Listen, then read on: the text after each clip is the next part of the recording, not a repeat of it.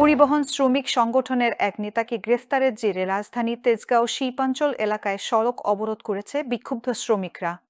মঙ্গলবার 10 ডিসেম্বর সন্ধ্যায় Bangladesh truck covered van drivers ইউনিয়নের সভাপতি তালুকদার মোহাম্মদ মনিরকে গ্রেফতার করা হয়েছে এমন খবর ছড়িয়ে পড়ার পর শ্রমিকরা রাস্তা অবরোধ করে বিক্ষোভ শুরু করে। ট্রাফিক তেজগাঁও বিভাগ সূত্রে জানা গেছে, সন্ধ্যার পর শ্রমিকরা বিক্ষোভ করতে করতে বিভিন্ন স্থানে জড়ো হন।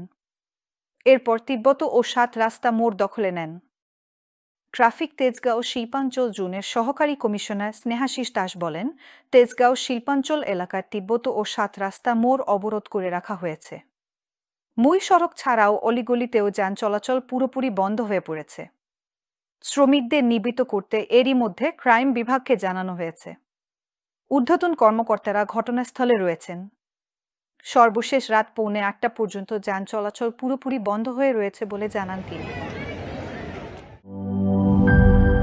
জীবনের সাথে চলে high five all time healthy life. নিশ্চিন্তে খান, স্বাস্থ্যকর অল টাইম পান। All time healthy life.